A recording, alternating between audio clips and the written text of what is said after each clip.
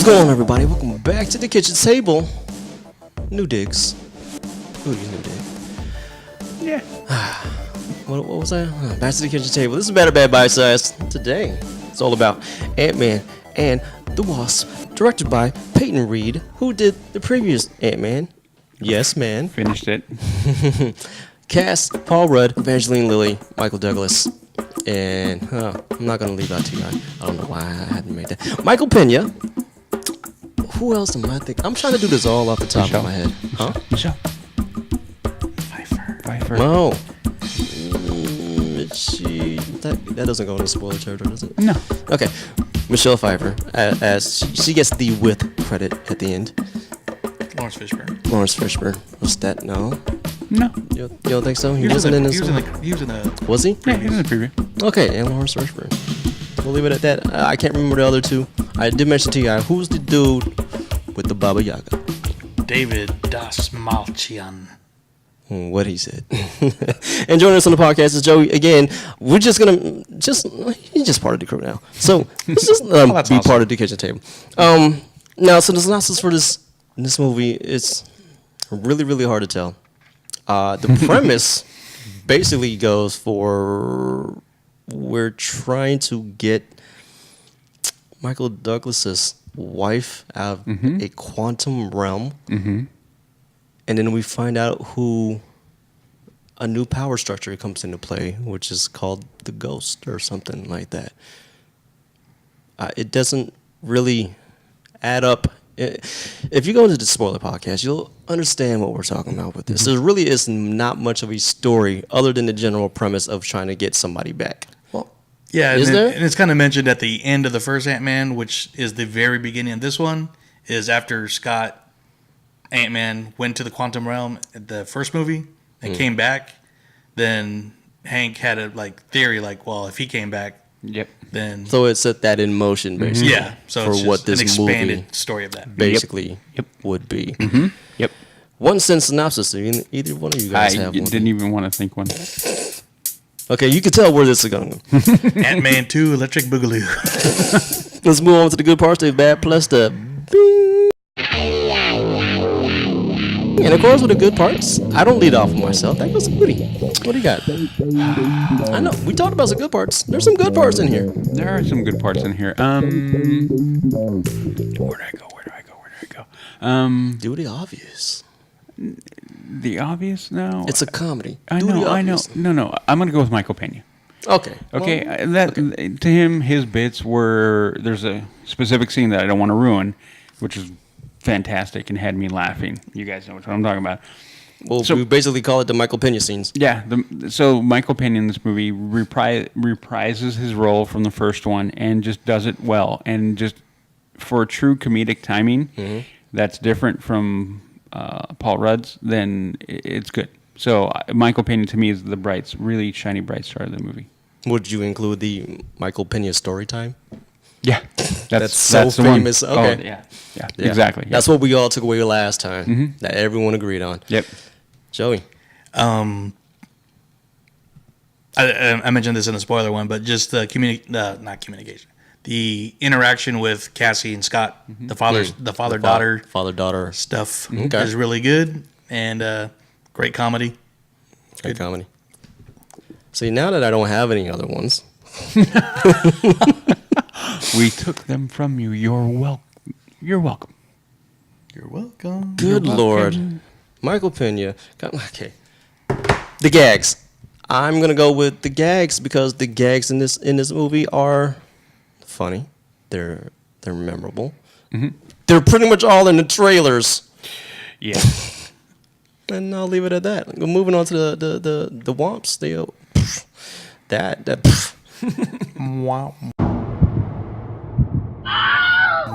What do you have? Feels hollow. Very hollow feeling movie. So empty. Yeah, very empty feel. Couldn't grab onto the characters. Couldn't follow the storyline. I mean, it was a simple storyline, but it just didn't. It failed to grab. For many reasons, but that's a very general overlook at it. Just very empty. Feels very empty, very hollow, and there wasn't a lot Is there a going specific on. reason? No, I mean, there's probably a bunch of factors why. But give me something that's prominent to you. We talk about it in the spoiler podcast. I think one of the biggest things was the comedy into it, the writing behind it. I think it kind of fell flat. It didn't have Edgar Wright in it. Ant-Man had Edgar Wright, had that feel.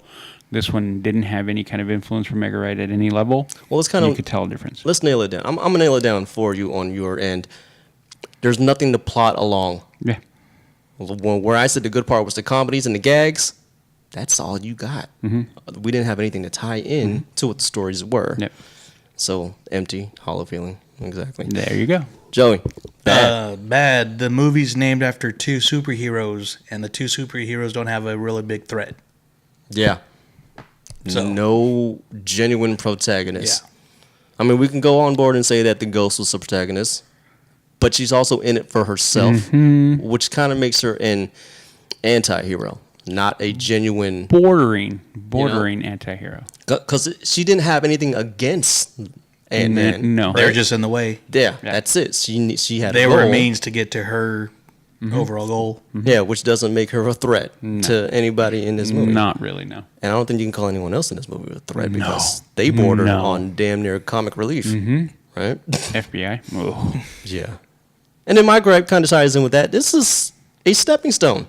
It's empty. It's hollow. There's no threat. It's felt like all it was meant to do was to tide us over until Infinity Wars comes in or Captain Marvel comes in. And didn't really fill in the gaps or anything other than just kind of tell us what happened with Ant-Man, what was going on in his life at that point in time, and kind of glimpses us into what may happen in Infinity Wars because Ant-Man is not there. Now we know why. Yeah, and the powers that he has within the new realm that they keep talking about, which they make a whole comedy shtick about it, quantum everything. That's a big part of what's going to happen in Infinity Wars. So, stepping stone movie. That's I wish it wasn't just a stepping stone movie. Okay, it's just one big filler episode until we get to the next thing. So, rest assured that we feel very underwhelmed at this point in time. So if we're gonna round table this thing up, would you go see this again? Actually, meh or do it? Meh. Really, meh. Meh. It wasn't even worth it to just. I can. Would you be able to skip this? And it would make no difference to you. You can go right on by. First, in my opinion, the first real foul tip that the MCU has done. Joey? Meh. Well, I did see it twice. So, Okay, well, would you recommend it to our lovely viewers to go see it? Would it mean anything to them? I don't think it would. You don't think so? And you know what? Like you said, the gags are good. So if you want to see a good comedy with costumed heroes, then Okay. check it out. But ultimately, if you're in the following the story of the whole 10 years of what we're building up to, it's really, like you said, it's just a stepping stone. I mentioned it in the spoiler show. It's just like a long Marvel one shot that used to be on the Blu-ray special features.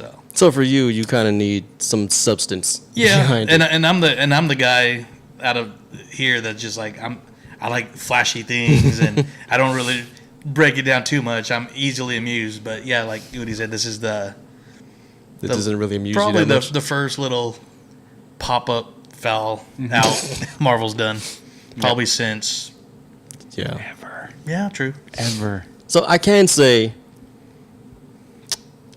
this movie was funny in parts, in 5-minute incremental parts, and probably one giant scene near the end. Literally, giant scene near the end. But otherwise, I enjoyed myself, but I'm not going to remember it, nor am I going to care. So if you care about what's going on with Infinity Wars and anything in Marvel in general, don't see it. There's no purpose to wanting to see this. No. If you want a good chuckle, like just a chuckle and then move on with your life, then yeah, do it. But ultimately, meh.